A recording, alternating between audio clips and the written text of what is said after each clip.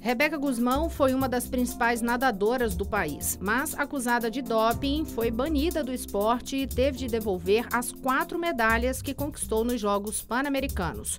Hoje é personal trainer, colunista e palestrante e conta a sua história no livro Virada Olímpica, a Carreira, a Queda e a Superação.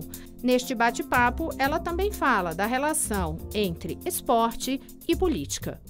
Rebeca Guzmão, muito obrigada por conversar com a gente, dar essa pausa no dia de trabalho, a gente invadiu esse teu ambiente de trabalho aqui. E aí você, nessa sua atuação hoje, que é de personal, uma das, né, é de personal, você é daquela personal bem brava mesmo, como é que é na segunda-feira? Sou. É um dos meus grandes diferenciais e que realmente as pessoas me procuram muito, é porque eu sou bastante rígida, né? Eu não sou aquela personal que passa a mão na cabeça, que a pessoa fala, eu não dou conta, eu falo, então tá bom, não vamos fazer, não. Eu cobro bastante, até porque antes do aluno iniciar um trabalho comigo, eu pergunto qual é o objetivo, o que ele quer alcançar, então eu tenho que ser bastante rígida, né? O esporte me ensinou a ser assim, então eu sei o que precisa para a gente conquistar aquilo.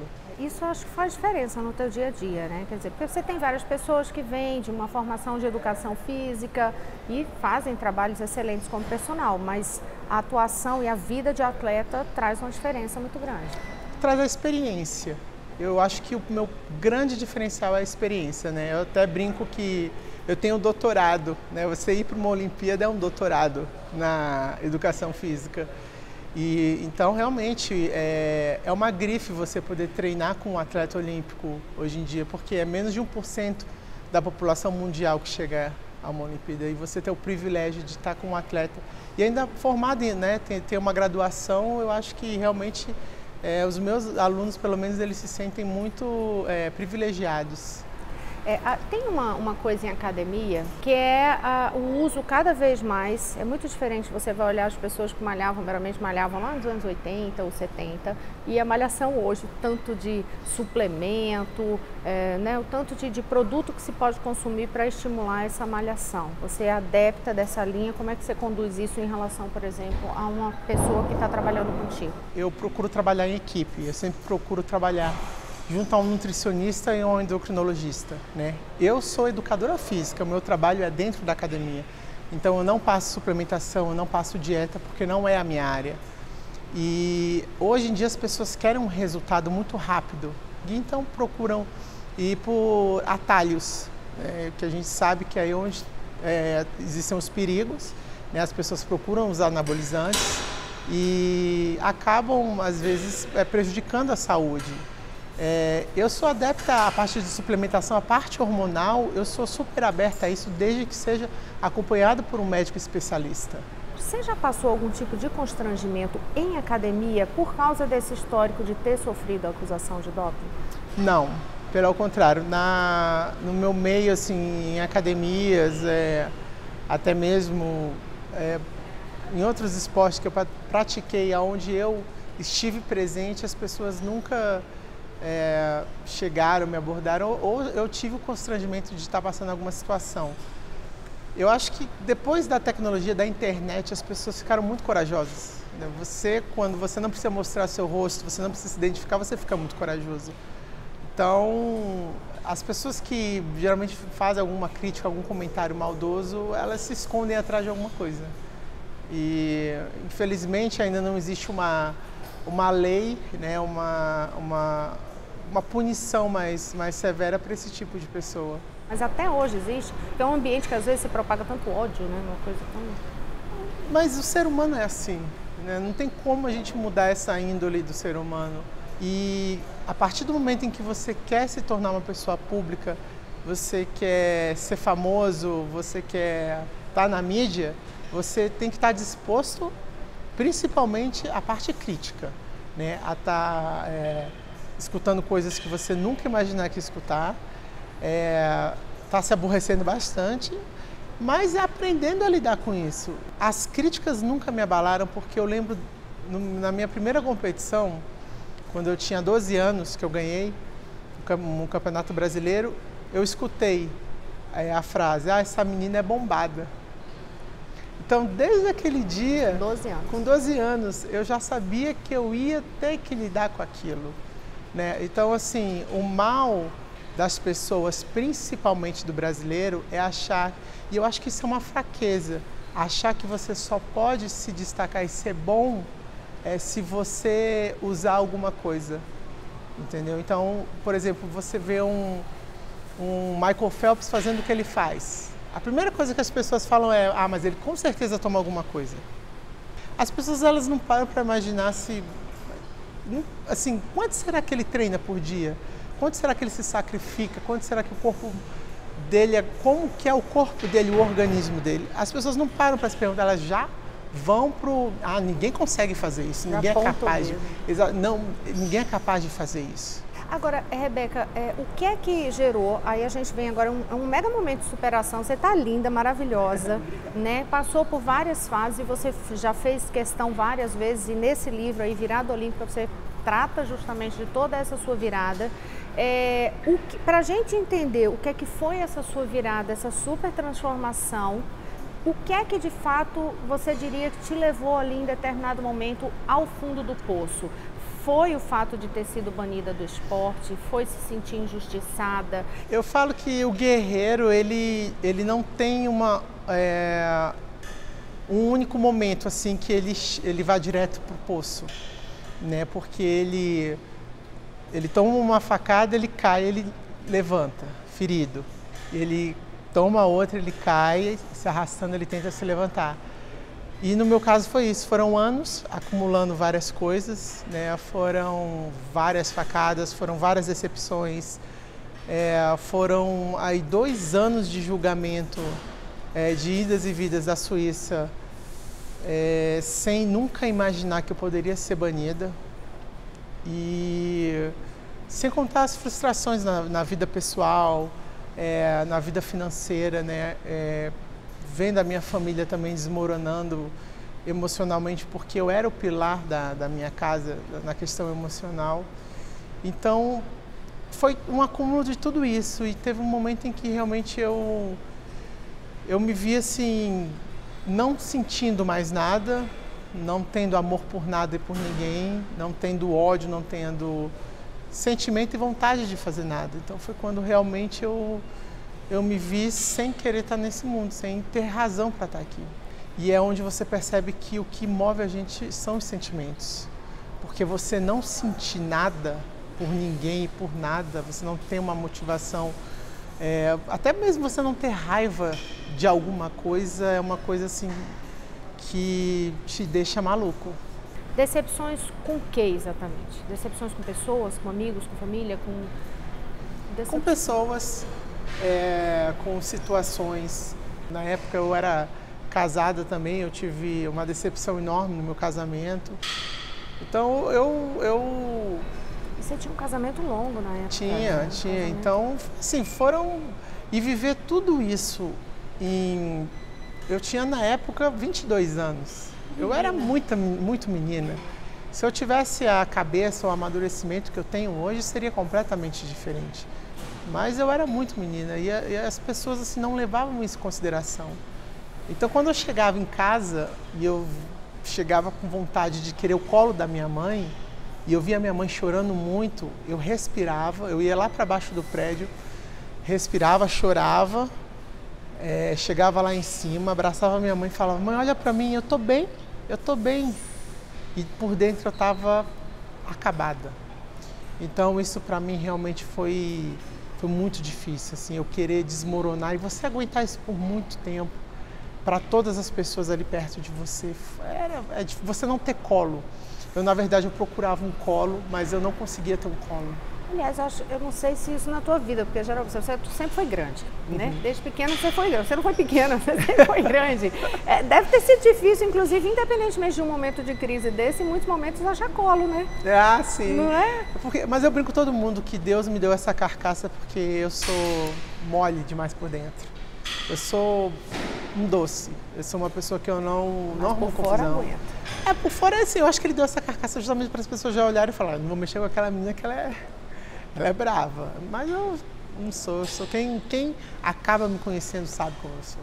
Você enfrentou o julgamento nessa época que você diz assim, eu imaginava os 2 anos, vai e volta, o julgamento na família ou de amigos muito próximos? Na família, não. Eu sempre tive ali pessoas que compravam minha briga, né? Minhas irmãs, meus pais, né? Minhas 2 irmãs são completamente o oposto de mim, né? Você abrir a boca para falar de mim é você arrumar encrenca. Então, são realmente assim as pessoas que eu sempre pude contar mesmo, né? E qual foi a hora que você disse assim, agora basta? Pronto, Rebeca volta a ser quem sempre você foi, sobe de novo e vai brilhar. Eu vou dizer que não voltar quem eu sempre fui, mas voltar melhor do que eu fui. Foi quando eu voltei do coma. Quando eu voltei do coma, eu realmente... O primeiro sentimento que eu tive foi a raiva. Então, quando eu acordei, eu já acordei arrancando, querendo arrancar as coisas e gritando, sabe, de raiva, sentindo aquela coisa. E foi quando eu falei, não, eu não vou fazer mais isso comigo. Eu acho que eu tomei um esporro lá em cima muito grande. E foi quando eu falei, não vou deixar ninguém fazer isso comigo, eu não vou fazer isso comigo. Você se sente confortável para falar desse momento que você tentou o suicídio? Hoje eu me sinto. Algum tempo atrás, uns 2 anos atrás, 1 ano e meio atrás, não. E hoje, quando você fala sobre a tentativa de suicídio, o que é que te passa na cabeça? Quer dizer, você acha que falando é uma autoajuda, ajuda mais alguém? Quer dizer, qual é o cenário que você imagina que pode gerar quando você coloca isso para fora? Eu acho que eu posso ajudar muitas pessoas, porque eu sei que muitas pessoas passam por isso. Em algum momento da vida, todo mundo vai pensar assim, vai passar por uma situação difícil. Então, eu acho que a minha história pode ajudar, como eu recebo todos os dias mensagens de pessoas falando que já pensaram também, ou que estão pensando em como eu posso ajudar, ou pessoas que leram meu livro e falaram, olha, eu tinha um pensamento, eu ia fazer uma besteira, mas depois que eu li seu livro eu mudei. E é o que eu falo, quando eu penso que eu atentei contra a minha própria vida, eu sinto vergonha. Eu não tenho vergonha de ter tido a depressão, não é isso. Quando eu falo de ter atentado à minha vida, é porque hoje quando eu vejo pessoas lutando pela vida, crianças com câncer, pessoas em estados terminais chorando porque tem medo de morrer, eu fico com vergonha porque eu tinha vida, né? Tiraram a minha vida, o que eu mais amava, mas eu podia recomeçar. E eu aprendi a me reinventar a cada dia. E foi isso que me faz levantar todos os dias e sorrir. É esse tipo de coisa. O livro, de certa forma, serviu assim para exorcizar tudo isso? Quando eu comecei a escrever, né, durante todo o processo, quando começou, eu comecei a escrever o que eu sentia. E eu falei para a escritora que estava me ajudando, né, eu falava para ela assim, a gente só pode terminar esse livro quando eu tiver um final feliz. Aí ela falou, e quando é que você acha que esse final veio? Eu falei, não sei. Eu falei, eu acho que esse final feliz só vem quando eu conseguir reverter a minha situação lá. Aí ela falou assim, e se isso demorar 20 anos? Eu falei, esse livro só vai sair daqui a 20 anos. Você começou a escrever ele em que ano? Eu comecei em 2008. Quer dizer, foi antes, inclusive, da tentativa de suicídio. Foi antes. E aí, quando eu saí lá do programa da Fazenda, quando eu descobri que eu estava grávida, eu falei, agora eu tenho o meu final feliz. Então, eu acho que agora a gente pode terminar. Mundo de celebridades é algo que te apetece, assim, te encanta, porque você passou ali pela Fazenda. Qual é a tua relação com esse mundo de celebridades? Não é uma coisa assim que eu busco, não é uma coisa... a gente até brinca, né? As pessoas se perguntam qual é a diferença de uma celebridade de uma subcelebridade. Eu acredito que uma celebridade, ela conquistou algo, né? ela inspirou algo positivo. Um atleta, um artista, um ator, é uma celebridade, porque eles inspiram, eles conquistaram, eles batalharam. Uma subcelebridade é uma pessoa que aparece por um escândalo, porque mostrou alguma coisa, e ela acaba aparecendo e ficando famosa porque usou um vestidinho curto e criou-se uma polêmica. É um mundo em que eu entrei porque aos 14 anos eu fui medalhista pan-americana, a atleta mais jovem da seleção brasileira de todos os esportes no Pan-Americano. E foi onde eu comecei a aparecer, né? Eu conquistei o meu espaço. E depois disso eu me superei, comecei a modelar, a fotografar. Entrei num meio de modelo em que é um mundo completamente diferente do esporte, onde é um mundo onde as pessoas acham que podem comprar o seu corpo, que seu corpo tem um certo valor, né? E onde eu vi que realmente é uma coisa, sabe, que eu falei, eu tenho uma história com o meu país, eu não preciso disso, sabe? E quando eu vejo assim as pessoas buscando fama através disso, eu falo, meu Deus, elas não sabem aonde estão se metendo. A fama, ela te traz coisas positivas também, né? Ela me deu dinheiro, não muito, mas o que eu ganhei eu gastei com todo o meu processo, né? Eu conheci o mundo através disso e eu tive uma educação, eu pude me formar, então eu não posso reclamar. A gente vai continuar esta conversa sobre determinação e superação no próximo bloco. Daqui a pouquinho eu volto já.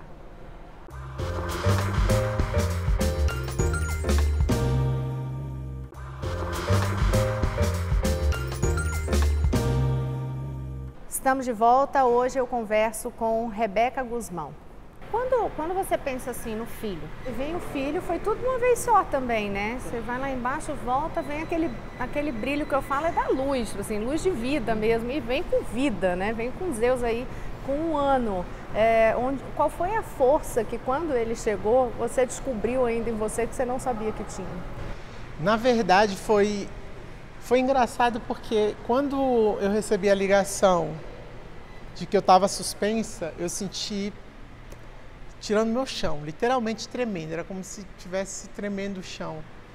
E quando eu peguei o resultado da gravidez, eu também senti aquela mesma sensação. Eu falei, e agora? Porque eu estava em um outro momento, eu estava, sabe, com contratos profissionais, de desfile, de modelo, e eu falei, meu Deus do céu, como é que eu vou ter um filho agora? E foi difícil, eu chorei bastante, mas logo depois que eu aceitei aquela gravidez, aquela coisa assim, no primeiro momento que eu ouvi aquele coração batendo, eu chorava tanto, que o Zeus realmente despertou o único amor que eu nunca tinha sentido na minha vida, que foi o amor incondicional, que a gente sempre escuta, mas que realmente a gente só sente quando tem um filho. Você acha que um nome desse, assim, eu posso pensar em alguma relação com a Olimpíada, com Grécia, com alguma coisa do gênero ou não? Ou foi um acaso? Não, o nome dele, na verdade, eu pensei porque sempre o meu maior sonho foi ir para a Olimpíada. E a Olimpíada que eu fui foi Atenas, né? E o deus do Olimpo era Zeus. Então eu botei em homenagem ao meu maior sonho, que foi concretizado. E, então os meus 2 grandes sonhos, né? A Olimpíada e meu filho. É engraçado porque assim, teu filho era um sonho, mas a hora que chegou foi um susto. Foi um susto. Eu acho que na verdade nenhuma mulher, por mais que ela queira ser mãe, por mais que ela planeje, ela está preparada para aquele momento da descoberta de ser mãe. Porque quando você descobre, eu vou ser mãe, você, na mesma hora você fala assim, ai meu Deus, como é que vai ser e agora? Porque você sabe que vai mudar tudo. No seu caso, você teve todo um processamento mais longo de readaptação da carreira, né? Ah, sim. Mas do dizer agora eu sou mãe... Eu achava que eu estava com uma úlcera. Até porque eu tinha feito uma lipoaspiração, tinha tomado anestesia, tudo. Tinha feito teste de gravidez, inclusive. E quando eu fiz, a cirurgia, eu estava grávida de 2 semanas e não sabia. Nossa! Então o Zeus já nasceu aí guerreiro, né? Quando a médica viu o coração dele ali perfeito, ela falou, olha, seu filho já é o guerreiro, porque ele já sobreviveu a isso realmente. Anestesia. Então eu já falei, não, meu filho, então a gente vai até o final agora, firme aqui, você tá bem, sua mãe tá com você e a gente vai até o final. E na gravidez, você diria assim que você aí sim se entregou à gravidez? Aquela coisa, vou engordar sem medo, vou ter aquela rotina mãe, daquele tipo que se preparou para a gravidez fazendo exercício para ter o melhor parto possível? Eu procurava comer coisas saudáveis, eu procurava evitar coisa gordurosa, isso tudo. Eu ganhei bastante peso, né, pela minha estrutura, mas eu nadava. Você chegou a engordar quantos 30 quilos? quilos. 30 quilos na gravidez? Engordei 30 quilos. Mas eu nadava todos os dias eu nadava. Evitava fazer aquelas atividades de impacto e tudo, musculação comecei a fazer mais no final e a natação me relaxava muito na época. Eu lembro que os Zeus, inclusive quando eu chegava para fazer uma ecografia, ele sempre estava cansado. A médica falava, o que você fez? Você nadou? Eu falei, nadei. Ele falou, ele tá dormindo. Ele tá aqui, parece que tá acabado aqui. Eu falei, Você teve o anterior, no processo de depressão que você engordou, você assim, naquela época você sabe quanto que você chegou a engordar? 28 quilos. Olha só, quase o tanto da gravidez. Mas foi bem diferente, Bem né? diferente, completamente bem diferente. Processo de depressão. Eu falo, nosso corpo, a gente parece que mostra o nosso estado de espírito, né? Aquela época que eu fiquei muito gorda, mostrava realmente o quanto eu não estava bem, eu não estava feliz. Comigo, com minha vida, com o que eu estava passando. Tanto que quando eu tive depressão, eu emagreci 40 quilos. Eu cheguei depois a pesar 64 quilos. Fiquei muito magra, tive vários problemas hormonais aí que eu tive que fazer tratamento. E depois consegui chegar aí no meu peso normal. Hoje já recuperei meu peso todo também. Eu com 2 semanas depois que eu tive os Zeus, eu já tinha perdido 15 quilos. E a gravidez realmente assim, a amamentação ajuda você a perder. Hoje, graças a Deus, com a tecnologia, com a medicina avançada que a gente tem, tudo é possível. Agora, fora tudo isso, se não tiver a força de vontade, não... A força de vontade. O querer tem que começar com a pessoa. Quando você pensa assim no filho, você pensa em algo de esporte para ele? Como é que vai ser sua relação? Você para pensar se é um mundo que você quer que ele entre, ou na hora que chegar aí o momento de ele começar a se apaixonar ou não por esporte, se você quer tentar interferir de alguma forma, como é que essa relação esporte ainda vem para a tua vida agora e agora com a possibilidade de surgir por meio de um filho, por exemplo? Quando as pessoas perguntam para mim, você quer que o Zeus seja atleta? Eu quero que ele seja. Eu acredito que o esporte seja a maior ferramenta ainda que exista de disciplina, de respeito, de educação, sabe? Onde a gente consegue ainda tirar a criança desse meio do tablet, do videogame, do celular. Ele consegue ter o convívio social ainda através do esporte, né? Mas eu não vou forçar meu filho a nada. Tem que ser uma coisa natural dele, como meu pai e minha mãe fizeram comigo. Os pais inspiram muito, né, nas decisões dos filhos. Eu via muito meu pai competir e eu quero muito que o Zeus me veja dentro da academia, me veja jogando bola, me veja dentro da piscina, que veja vídeos de quando eu competia, né? E quem sabe um dia ele ainda me veja competindo de novo. Você pensa em voltar? Não profissionalmente, né? Assim, mas num master de repente, pelo meu filho, para ele ver. Então, eu quero muito que ele seja feliz pelo caminho que ele escolher. Você guarda mágoa do mundo do esporte profissional, porque é um mundo difícil? Olha, eu posso dizer o seguinte, pelo que vem acontecendo, as pessoas que vêm sendo presas, né? Eu recebi tanto parabéns que parecia meu aniversário, né? Porque as pessoas falavam, eu só lembrei de você com a prisão do presidente do Comitê Olímpico. E eu falei, agora só falta uma pessoa pagar pelo que fez comigo. Na minha cabeça passou o filme do Nussmann, quando ele fez eu responder um processo criminal injustamente, onde no final fui absolvida. E eu lembro direitinho as palavras dele. Quando eu vi ele sendo preso, vendo as coisas que ele fez, eu falo, realmente, depois de 10 anos, a justiça divina, ela tarda, mas ela não falha.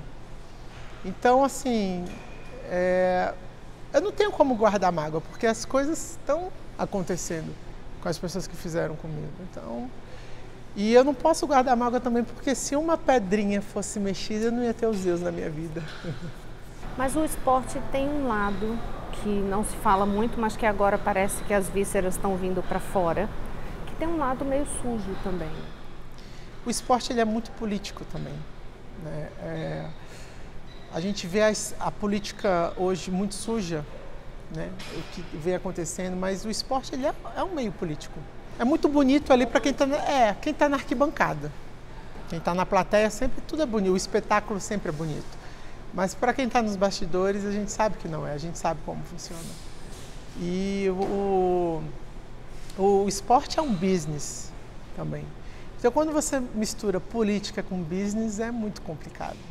É por isso que eu perguntei assim, se é algo que você interferiria no futuro com teu filho, por isso, porque tem esse outro lado não romântico do esporte, que é muito difícil e que você se viu exatamente no meio dele. Eu não interferiria, mas não mexe com meu filho, porque eu vou ser sempre o escudo dele.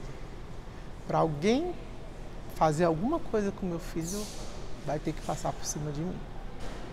Vai ter que me enfrentar. E eu vou falar uma coisa, eu sou uma leoa. Se alguém se atrever a pensar em fazer alguma coisa com o meu filho, se ele for atleta, essa pessoa nem imagina do que eu sou capaz. Então, não mexe com a leoa, não mexa com a mãe de Zeus. Rebeca, muito obrigada, viu, por essa conversa com a gente e que a inspiração sirva aí para os outros com um livro também. Fica a dica. Com certeza. Fica a dica aí, ó. Você que precisa de uma inspiração, que está aí num dia ruim, uma sexta-feira nublada e chuvosa, uma boa música e virada olímpica para você.